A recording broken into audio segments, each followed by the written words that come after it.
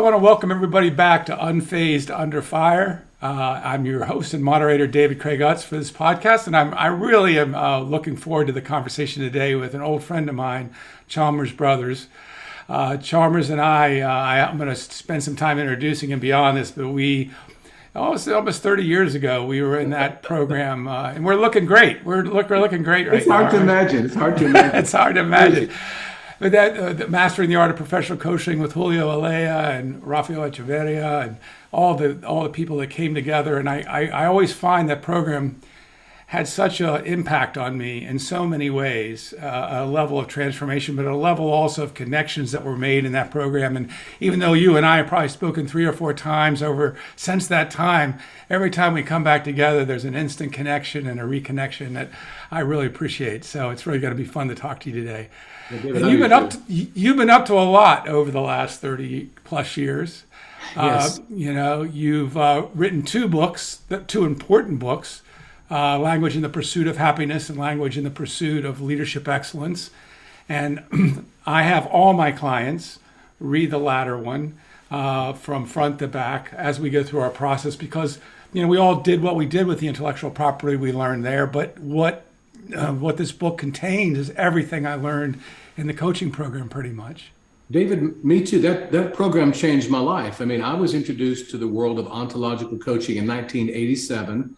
My wife and I went to a little program in Baton Rouge, right? The company was called Education for Living, and it changed my life. I mean, I have to say this. When I was in my mid-20s, I was rock solid certain that if you didn't see things like I did, there was something wrong with you. And I got the rug pulled out. I got the rug pulled out from under me. I mean, I really had a lot of the things I was really certain about I wasn't certain anymore. But I knew I knew whatever this body of work was, it was important, and it just resonated with me. And as you know, I stayed with it, and you and I connected in 1995 with the Newfield Network, and this body of work has turned into my life, right? Your life work. Well, that's clear. Work. That's clear. You can also see it in your TED Talk and the principles you have on your website. But you've really become a thought leader in this work because of the book and because of you articulated it and integrated it so well. You've created a program called SOAR that I'm assuming integrates all this into it as well. It gives leaders tools for creating cultures of what you call commitment and accountability. And I'd just like to have you talk a little bit about that program and overview of that and what you try to accomplish and what those without going into too much detail, but what people walk away from that program with. Absolutely. And David, your work here, right? I mean, I've gone through the material that you sent me. We are on the same page, right? We are using these distinctions in our own way, right? In order to help leaders and help organizations, do what they do as thoughtfully and as well as they possibly can. A little bit, when I left Newfield, I was a whirling vortex of distinctions, meaning I understand that. I get that. I mean, it took me, David, it took me almost a year to create a coherent module, like a program, right, that had a name, had a beginning and an ending, because I had a hard time talking about anything without wanting to talk about everything, because it's all connected.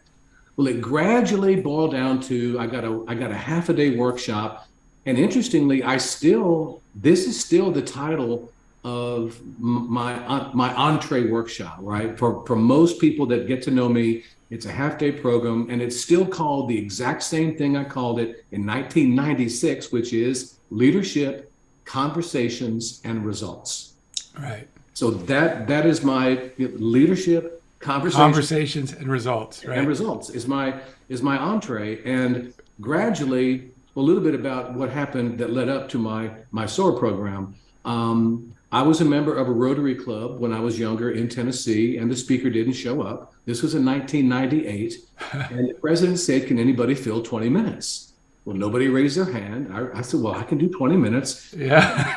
I introduced, like I was talking about self-awareness, as you know, one of our foundations, about self-awareness, about the power of language, about leaders getting paid to have effective conversations, leaders being conversational architects. And a person came up after the meeting and said, my name is so-and-so. I'm a president of a company here in town. I belong to an organization called TEC, T-E-C. Now it's called Vistage, V-I-S-T-A-G-E. He said, look, if you can do a half-a-day version of what you just did, I think my peer group of leaders would benefit and you'd be introduced to a wider world. And I said, well, I have no idea what you're talking about, but the answer is yes. And so that entree in 1998, I'm still speaking to these groups, David. My business model is I speak to these Vistage CEO peer groups around the country, leadership peer groups around the country. And enough of those guys want to hire me to do work inside their companies. And the work inside the company is my SOAR program. And it's basically 6 half-day modules, one every month. I put people in what I call accountability groups, right? Groups for right. They have to have a professional goal and a personal goal to start. And everything in the program, right? The orientation is your goals are your personal context for moving through this work, right? What do you want to have more of, less of, right? They have to meet without me. And thank you for talking about my second book. They use my second book, Language and the Pursuit of Leadership Excellence, as a textbook. And the program basically follows the book, right? On through. And they have application in the meantime, one-on-one coaching in between sessions. And it's been a joy. And I tell people, it's a privilege to do this work, as you know, right? It's a privilege to do this work. And I don't take it for granted.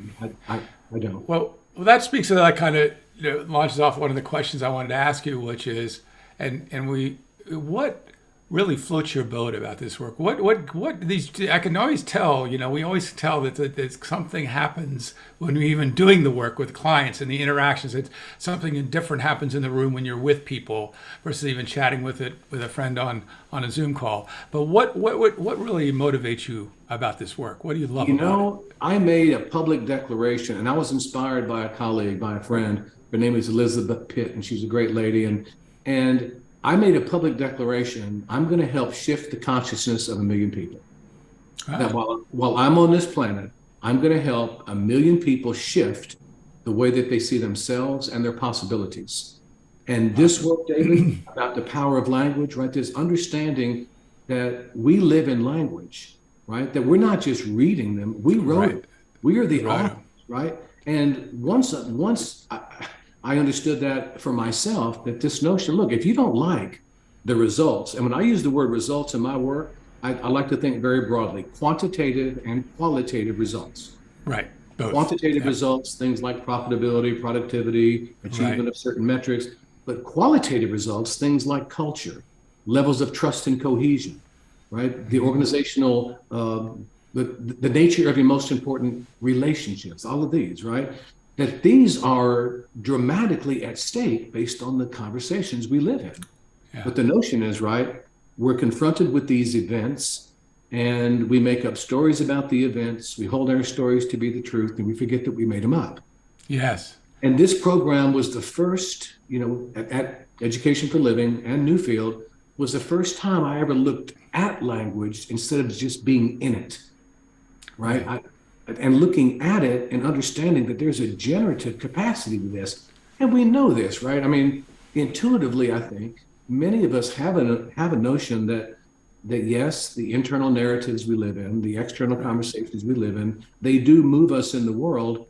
But for some reason, for me, it took the Newfield program to crystallize it and to make it so clear to me that this is the starting point.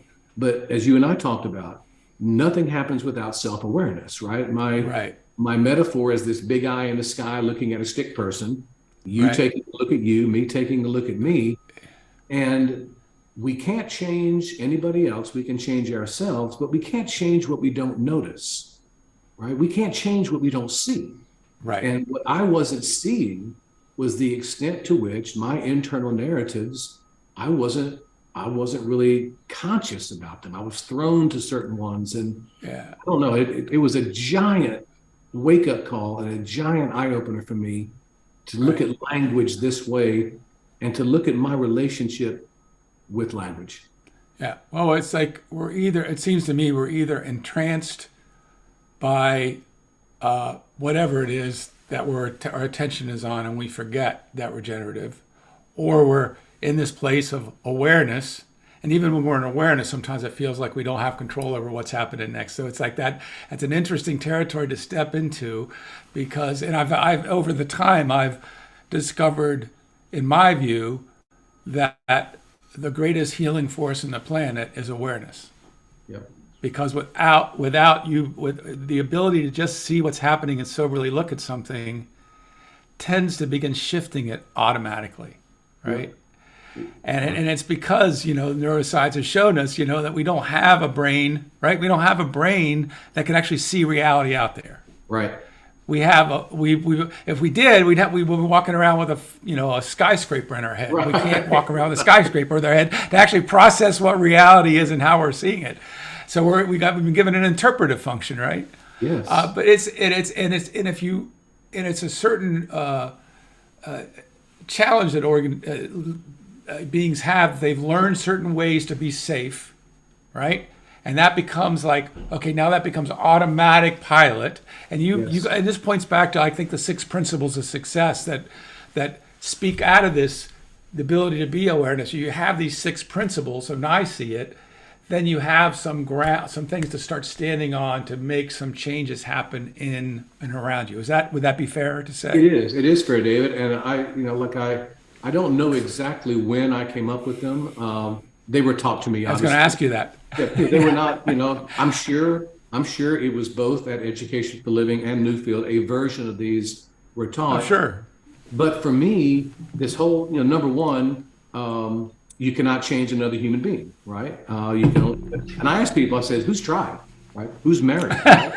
Who's married, right? Yeah. I've been married a long time. I love my wife. She can and she does influence me, but she can't change me. I can change me, but I can't change what I don't notice, right? You can't change what you don't see. I think Julio, or one of those guys, said, you cannot intervene in a world that you do not see.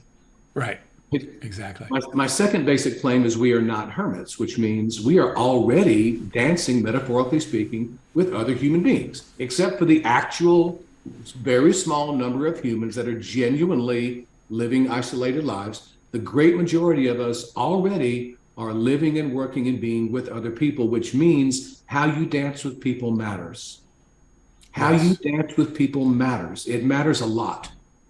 Third basic claim, if you always do what you always did, you always get what you always got. And with my focus on results, quantitative and qualitative results, if you want to produce a new quantitative or qualitative result, we have to take new actions. Absolutely. And what's crucial for those of us who were these kind of close to work, inside close to work, if you're a leader, a manager, a member of a team, virtually all of the most important actions that we will take in our jobs, they're not actions like chopping down a tree, right? They don't have anything to do with our arm strength or our leg endurance or our hand-eye coordination. Right. Actions show up in the form of certain conversations. Number 4, we're always at choice, meaning we always have choices available and we're constantly choosing every moment of our lives. And David, classic distinction that you and I got taught is event is not equal explanation. Right. Events occur in the world, and very quickly, as a human, because we live in language, we make up explanations or interpretations or stories or narratives. Nothing wrong with that. We apparently are hardwired to do so because we live in language. The issue is we don't see. And the issue is we don't see how at choice we are. Now, it may not seem like we're at choice because we've gone to the same interpretation or same explanation so often in the past with similar stimulus, right? We've gone there so often, it may not seem like a choice, but it is. And this reminds me, Man's Search for Meaning, Viktor Frankl. In between stimulus and response, there is a space. Yes. And in that space lies our capacity to choose our response. And in our response lies our growth and our freedom. In between event and explanation, there is a space. There is a space, right? There is a space. Choose wisely. Choose wisely. Yes, and that's what the big I, that for me is a particular aspect of self-awareness. In between external stimulus that the world serves up and my interpretation, there's a space. And David, this program introduced me for the first time to another evaluative grid besides right wrong. It Yes. introduced me to, is your explanation, is it powerful or unpowerful, given the results you say you want? Is it effective or ineffective, given the results you say you want? Because my experience is, again, when I was in my mid-20s, I was rock solid certain that the way I saw things was the way they were. I was right. Right. And if Yes. I was right, Right. and you're different than me, then you Right. get to be wrong. And I'm not saying we don't have morals and we don't have certain things that are like, I have an course. engineering background. I have an engineering background, right? So if you're typing my blood for a transfusion, there's exactly one correct answer. Please get it right. If you have my brake line pulled apart in my car, Yeah, right? there's one way to There's exactly one way to one way to reattach it. fix. Get it right. I'm not talking about those situations, right? Yeah, right. We're right, talking about all the other life situations that we find ourselves in. And for some reason, I had the right wrong orientation deeply, deeply, deeply. But interestingly, nobody ever taught me that. Right. No one ever said, Chalmers, what's really important in middle school is that you understand everything to be right or wrong, and you operate with this in a very rigid way as you move forward. Nobody taught me that, but I had it. And this program, this notion in between event and explanation, I mean, how many of us, well, like here's what happened to me at Newfield, when I was exposed to events and explanations this way, right? The first thing that happened, David, I had this thought, okay, I'm doing it. You know, if you put it that way, I'm doing it. But you know what? Explanations are either right or wrong, and mine are almost always right. Right. Exactly. That Well, was yeah. what- I mean, that's the nature of, I think, Karen Horney's work as a famous psychologist says, as we're growing up, and this relates to Bob Anderson's work of the Leadership Yep. Circle, and his study that we kind of create three different ways to survive in the world, right? To be right, to win, or to be liked, right? Or some combination of those, right? Well done. And Yeah. and I think what happens when we confront the lack of self-awareness is those things start losing their footing, right? Yes. Because we can no longer hold on to that place because we start recognizing the truth of the matter, right? Which is we see things the way, and it goes back to your fifth one, which is how you see things. Right. We see things the way we see things, but that doesn't necessarily mean that's the way they are. And David, Right. your point, right? Your point. Right. I'm reading a book now called Deviate. And it's about neuroscience, and it's precisely about human beings do not and cannot see, quote unquote, what's actually happening. We are interpreting at the level of biology in a gigantic way, even color, even the way that we perceive color, the way we perceive light. It's not out there. So there is a ridiculous built in, we do not know how anything is. But this expression, and this has been helpful to me in my work with leaders and teams, to help people see, okay, number one, how you see things matters, and it matters a lot. Yes. And you and I may see something very differently, but the difference has not so much to do with our retinas. Right? It's a metaphor. We're not talking, you and I may see things very differently, but the differences aren't primarily retinal or biological. Right. And when we use that expression, we interpret things differently. Right. We explain things differently, which happens in language, right? Well, when we're conditioned through our lives, we grow up in the land of giants, right? And these giants who feed us and clothe us and house us have great influence, as well as this crazy place we find ourselves in, this world that has these things that move around and people do. And we have to figure out pretty soon how to be safe. So our survival mechanism is the first thing that's obviously being honed. Yep. But, then it becomes the thing we live out of, and then we start realizing it's kind of, you're trying to maneuver and you don't have maneuverability in the way that you like. You're not creating things in your life that you, in your heart of hearts, want to create, because you keep on doing these habits that are seeming to take you away from those things. And then the wake-up call is, these 6 principles and recognizing that we are aware beings. Right. And that in of itself is, what is this awareness, right? So if you look, yeah, go ahead. No, this is good. My fifth kind of main principle, right, is, how you see things matter and, matters. And part of what this work has done in my life that no other body of learning did. It's not just how we see things matters, but so we can take a look. We can now take a look at how we look at things. We can become a more powerful observer of the way we observe. And that was not part of my life before this body of work. I took for granted that the way I saw things was the way they were. And this body of work does not take that for granted. It presupposes, right? Rather, it presupposes that the way you see things has everything to do with you, the way I think things. But can we take a look at how we look at things? Because in this way, how we look at things can then become a new variable that we now get to consciously explore should we decide we want to produce a new quantitative or qualitative result. By taking a look at how we look at things, taking a look at our presuppositions, taking a look at our assumptions, or taking a look at our discourses, right? These social and historical discourses that we live in, taking a look at our beliefs, right? All of it. And I don't know if this is your experience, but I think it's my experience that one of the biggest trap doors that executives I work with have is they've not challenged their own way of looking, right? And they believe, and quite frankly, because of years of developing business acumen and technical expertise and, being able to read the business landscape and, whatever there is expertise is, they can be ninjas, right? They can be ninjas at an intelligence level. But you also see how, and I don't know if this is what you're experiencing, I mean, to me, is that the biggest trapdoor that we help our clients kind of find their way out of, so they can then see, oh, I have a plethora of choices. Right. I don't have to do it this way. And in fact, if I do it this way, I seem to get more energy from those that are directly reporting to me. Yes. Right. And there's two things, right? I have discovered that if we are not careful, half-day programs in organizations for leaders or teams can turn into executive entertainment. Yes. Now, exactly. Well, right. And so longer term programs, incremental learning over time, obviously opens the door for a much deeper type of learning, much more application. We talk about learning about is not the same as learning to do, which is not the same as learning to be.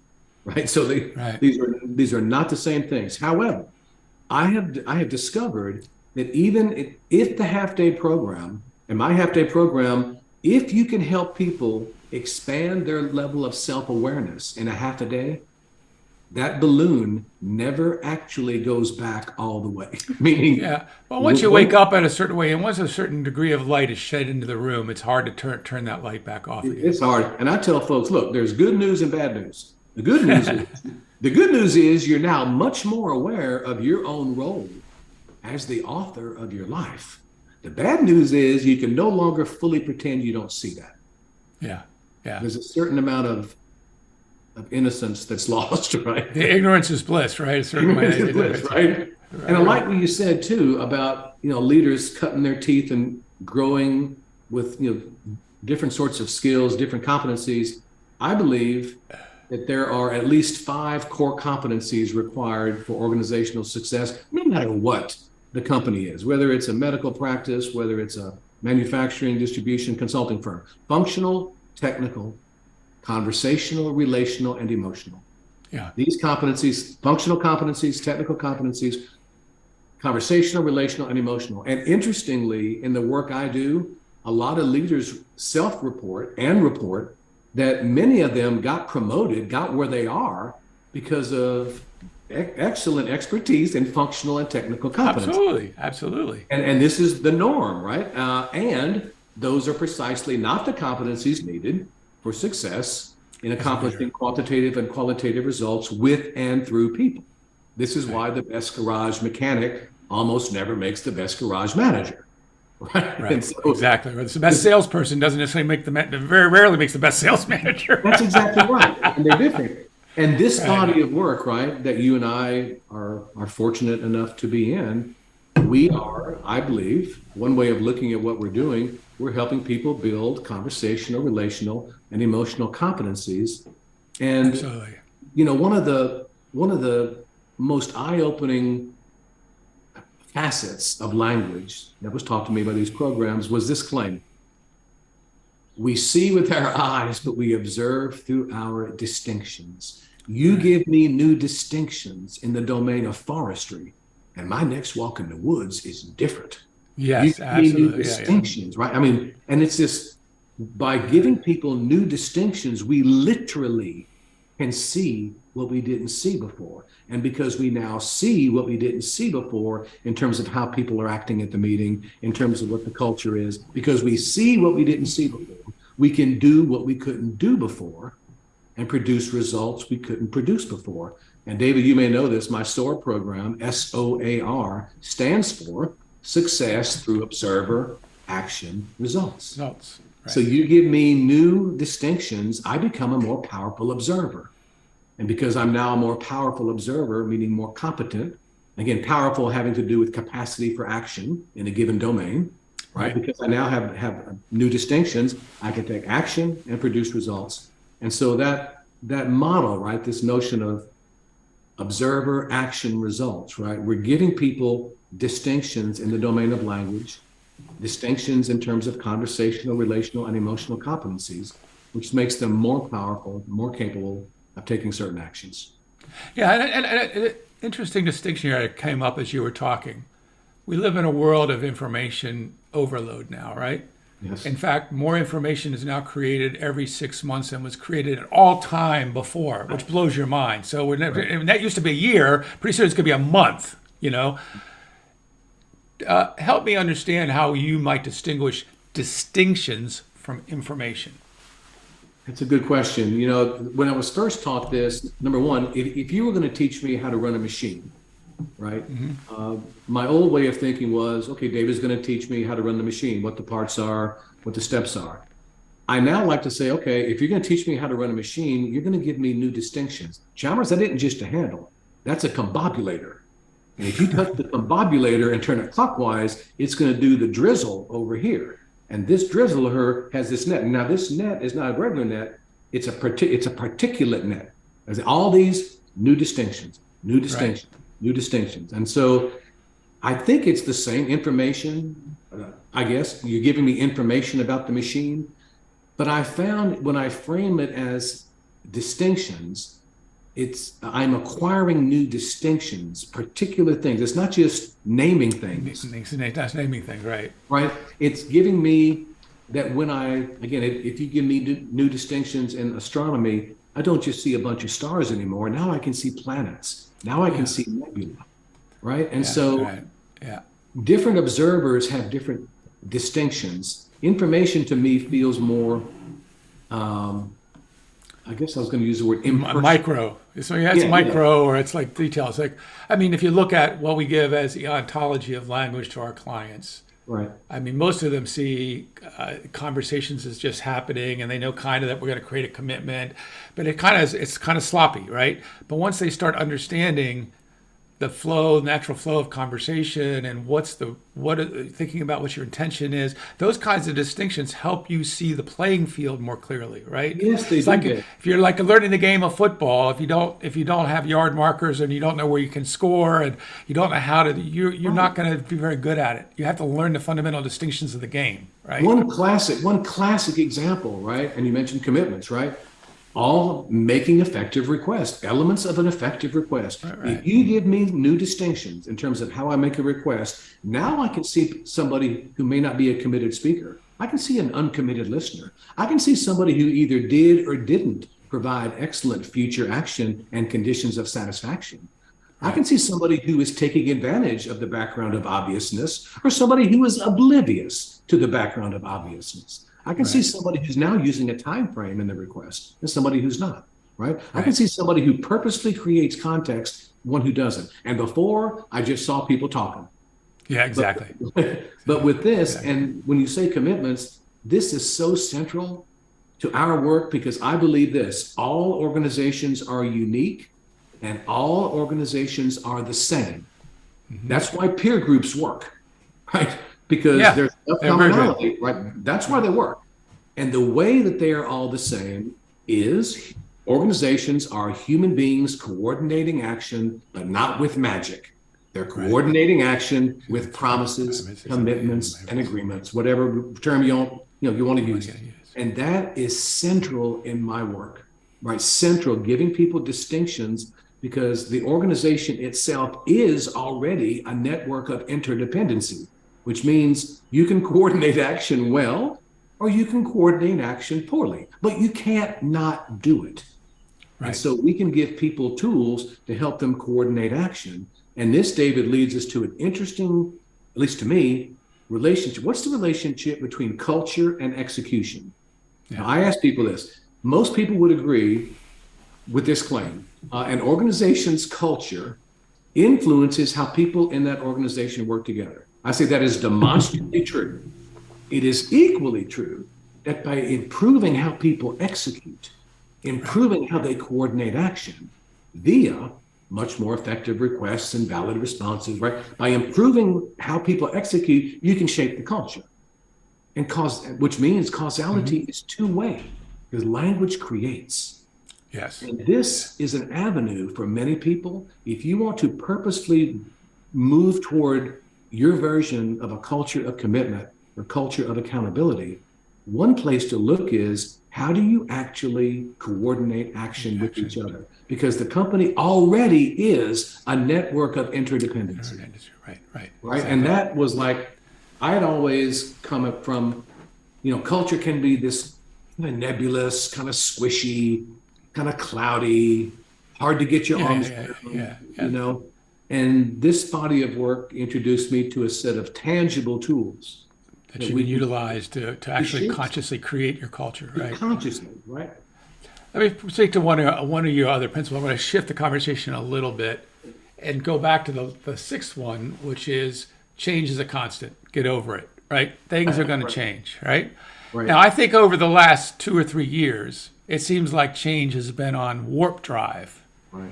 And I have been noticing it feels like the world is changing so fast. Sometimes the executives that I'm working with feel almost like they have a different kind of job now than they did even 3 years ago. I don't know what if you're noticing that increasing pressures that executives are having placed on themselves for various reasons. The external environment seems a bit more chaotic, or maybe a bit more as wetting it down a little bit. Right. Have you seen this? And what kinds of conversations are you having with executives? If you are seeing it, you may not see it. It may be something I'm seeing and nobody else is seeing. But if you are seeing it, what are the conversations you're having with executives about how this work applies to those situations and helps them kind of sort things out more effectively, so they can kind of, still feel like they're moving things forward in the chaos? That's a great question. I mean, I have noticed, David, that in the past, let's say 5 years anyway, there's such a heightened awareness of the importance of culture that like if you and I were having a leadership conversation in the 1950s, right? How different would it be, right? And so it is very, very clear to me now, number one, that leaders, at least the ones that I'm with, now maybe it's a self-selected group because the sort of people that are interested in what I have to offer, maybe if they didn't understand how important culture was, they would never reach out. Right. To a guy like me. But much more important, and it's much more about relationships. And I think there's a heightened sense of the importance of relationships. Not that maybe it was not there before, but I think they understand, and maybe it's the labor market right now. Maybe it's the scarcity and the difficulty of getting and attracting and holding on to really talented people. But I think there's a heightened awareness clearly on the importance of these workplace relationships. Yes. There's a heightened awareness on whether we call it emotional intelligence or whatever word we use, but on the emotional aspect of work. We spend so much of our lives at work, right? We invest a lot of ourselves in our jobs. We spend more time at work often than we do at home, right? And so I think there's an increasing awareness of the importance of that role in taking care of people, right? And not taking care of them in a paternal sense, maybe, but being responsible for a healthy environment. Yes. Where people can grow. I think the social contract has changed, obviously. with work, meaning the old social contract of I give you loyalty and you give me a job for Right. life. That's changed a long time ago. That's Yeah. changed, right? What I think has happened now, David, I think the social contract, at least one aspect of it is workers or organizations are promising to keep you employable, to keep you learning. Yeah. My job as an employer is not to promise you a job for life because I can't do that. Right. And I know you're not planning on staying here maybe forever, but I think one aspect of the contract is that I will keep you employable, which means I will continue building your skills. I will invest in your development. And I think that I don't know if it's as recent as 2 or 3 or 4 years, but I think certainly that's changed since you and I have been doing this work, right? That there's a shift away Right. from the old contract to much more one of people are investing in other people's development and growth. And even if a lot of the benefit of the growth is going to be in their personal lives. Like Well, yeah, I think the investment, and you have to do that for people. You can't promise them a lifelong contract. You have to be able to invest in them and coach, train, whatever, however you do that to make them increasingly valuable to the marketplace. And obviously, you want to hold on to and create an environment that retains those people that you've invested in. But we can't make any promises to each other like we're to death to us part. That's gone a long time ago. It's like till I retire, this is where I'm at. That's just not happening. And especially the millennial generation changing jobs, 5 to 7 times in their first 5 years or something like that, or 6 years, some ridiculous number. They're on a trajectory to learn and grow and develop and find the best avenue for them. So we are in this kind of new dance in that way.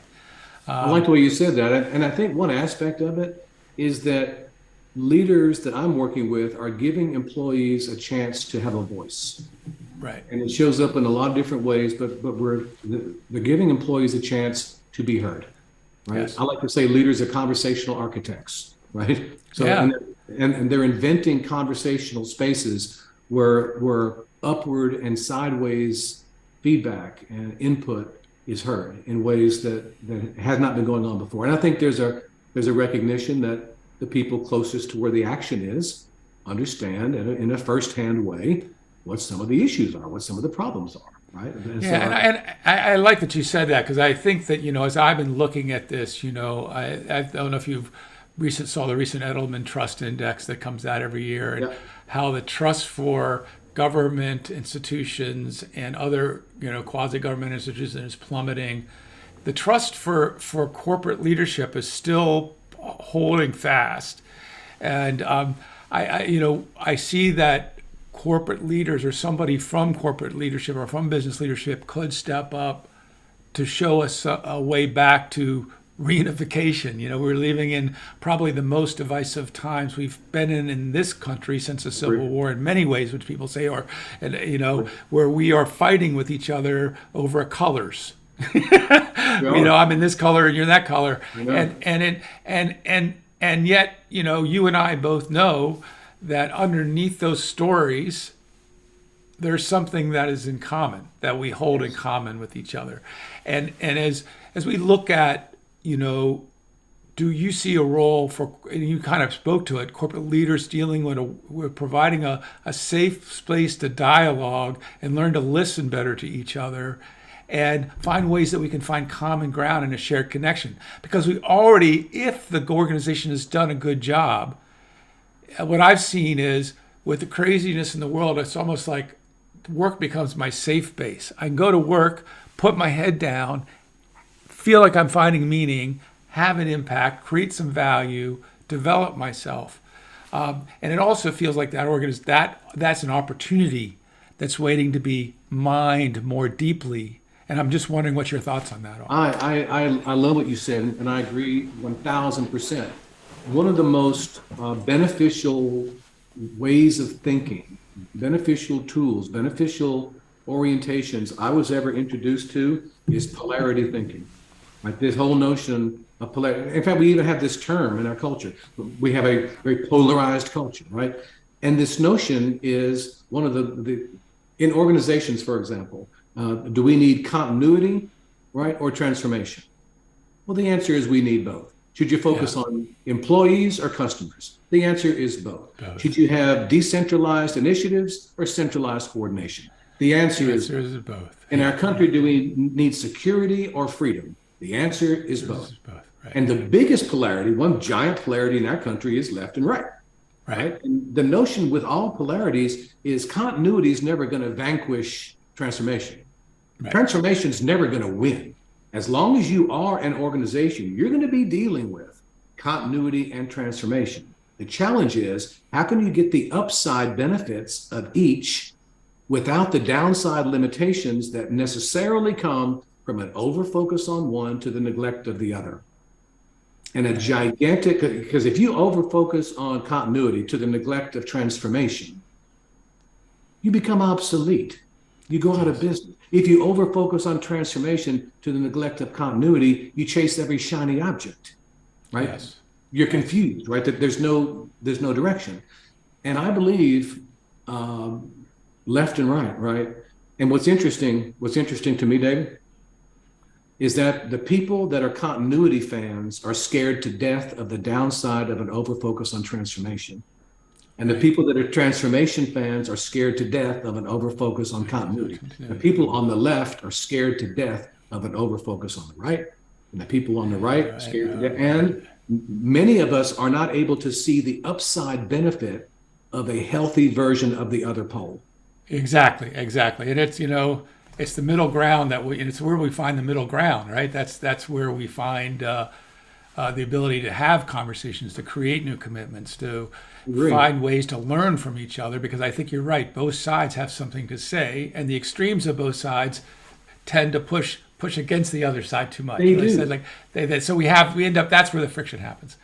Yeah, and I think one of the things I really have seen, and I think that it happens when there's a heightened state of fear in the world, right? That we in the fight of the whole fight around quote unquote misinformation and what is true information and not true information. But what it gets us away is like, that's the powers to be having us focus in the wrong way on what is good information and what I think I'm going to speak to you, the ontology of language teaches us is the nature of critical thinking. Yes. That we all have the ability to do, and most of us have the capacity to do. So, I'm thinking even when you're talking about grounding an assessment, whatever that assessment is, and how we think through, is there another side to the equation, which is part of that grounding is what would the opposite of this be, and does that hold any validity, right? And and that's what you're speaking to. It's like, is this source that I'm getting this information from saying the same as other sources? Right. And what are the credentials? What's the credibility of source A, source B, source C? But you're exactly right. This capacity for discernment, right? Yeah. For critical thinking. I believe this. I believe our educational system, we should focus more on teaching kids how to think, what to think. Exactly. That's the issue. A gigantic movement. Because that otherwise, then you have agenda. Then it increases the likelihood of agendas being pushed on our kids rather than teaching them the massive gifts that it is to be human. Yes. And opens them up to the toolkit that's the treasure house that's waiting inside them. That we don't show them how to get into the treasure house. We teach them how to avoid, almost disempower them from finding it. David, I turned 64 last month, right? And I believe it is the job of young people to upset the apple cart in some ways. I think that's how evolution happens. That's how change and learning and growth and this work around language, right? An assertion can be proven true or false by another outside objective third party that has the same distinctions we have. An assessment is a personal judgment, and this capacity. And David, I have an engineering undergraduate degree, right? I like facts. I like logical thinking, right? And so I am absolutely. I like there are certain things that are simply biological historical facts. Can we even agree on what those are? Because Right. it's going to be very difficult to have our assessments be grounded if we're not We're- accepting the same facts as evidence or not. exactly, which has been a confusing thing for us recently. Yeah. Yeah. I agree, and I always lean back on what we got taught, right? I always lean back on, okay, there are certain things that are assertions, which is what is so, and the assessments are so what, right? The assessments are Right. what do we say about what is so, Right. and that capacity to keep those separate, I think, is required, not just for healthy relationships, but for healthy society. I mean, like if we can't Yeah. even agree on what the The facts, facts are. Right. it's very difficult. And this body of learning is explicitly clear that there is a difference. There is a Yes. difference.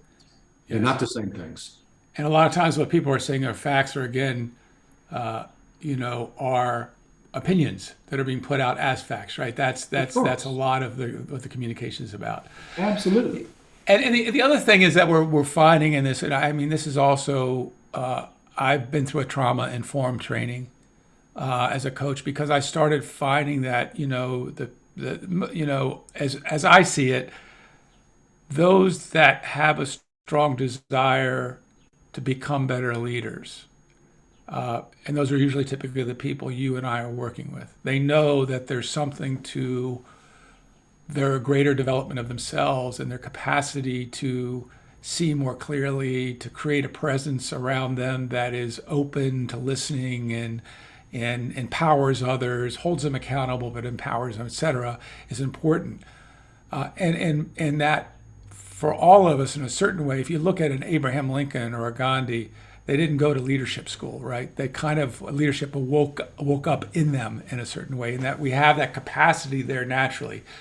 And our leaders have had so much rich experience in their growth up. And sometimes what I see happening is, and it comes from a conditioned response, like trauma is conditioned in the nervous system, Yep. or it's a stuck fight and flight response, right? It's just simply what it is. We're now finding it's not something you can talk somebody out of. It's simply a kink in the hose in their nervous system. And we have to get them to face what they didn't face at the time that trauma happened. And when that happens, they're free from it, right? I'm wondering if how you deal with that, or how you think about that, or when you're working and you see that occur, is this something that you're attending to, and if so, how are you attending to that? It's interesting, David. In coaching, right? I've discovered this. It doesn't matter what somebody looks like on the outside.